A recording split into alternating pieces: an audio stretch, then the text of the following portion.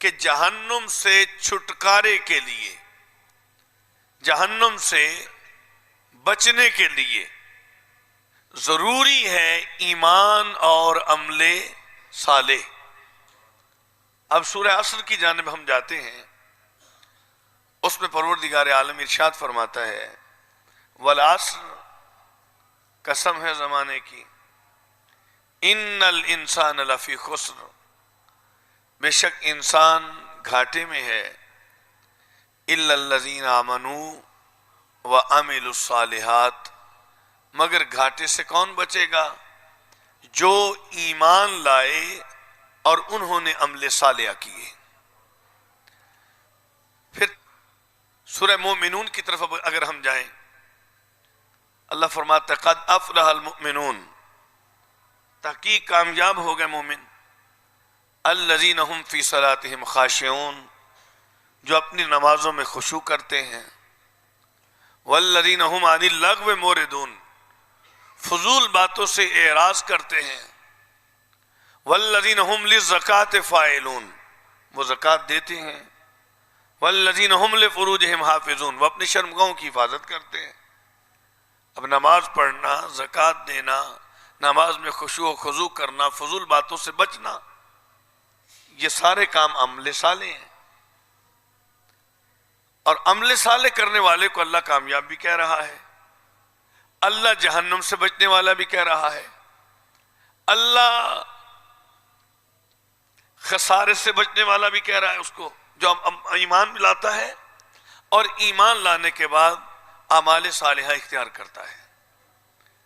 तो इन तीन सूरतों से एक बात हमारे सामने वाज़ेह हो गई कि निजात के लिए, मग़फ़िरत के लिए, जहन्नुम से बचने के लिए, जन्नत में दाखिल होने के लिए दो चीजों की जरूरत है, एक ईमान और दूसरा साले अमल।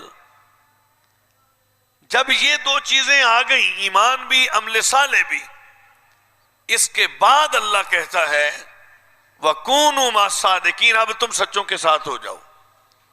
तो सवाल तो पैदा होता है कि परवरदिगार जब जहन्नुम से बचने के लिए, मग़फ़िरत के लिए, जन्नत जाने के लिए ये दो चीजें जरूरी थी, ईमान और अमल साले, वो तो हमने इख्तियार कर लिए जब तकवा आ गया, ईमान भी आ गया, तकवा भी आ गया। अब तो कहते हैं कूनू मा सादिकीन, सच्चों के साथ हो जाओ। हाजत क्या सच्चों के साथ होने की? तो जवाब मिलता है ईमान भी बड़ा कीमती खजाना है और अमल साले भी बड़ा कीमती खजाना है। ये बर्बाद हो जाते हैं। ये लाजमी नहीं कि जो आज मुत्तकी है वो कल भी मुत्तकी रहे, और ये जरूरी नहीं है कि जो आज मोमिन है वो कल भी मोमिन ही रहे। तारीख शाहिद है कि एक आदमी बड़ा मोमिन था, पुराना मोमिन था, बड़ा पुराना मुत्तकी था, 6 करोड़ बरस तकरीबन उसने अल्लाह की इबादत की है, रियाजत की है, उसके पास ज़ोद है, तकवा है, वरा है, ईमान है, इबादत है, रियाजत है, सारा कुछ है। लेकिन एक वक्त आया कि उसका ईमान भी नहीं बचा, उसका तकवा भी नहीं बचा। और वो बंदा कौन? वो शैतान है, इब्लीस। नाम था उसका अज़ाज़ील। हालांकि जिन्नों से था, अल्लाह ने फरिश्तों की सफ में लाके खड़ा कर दिया।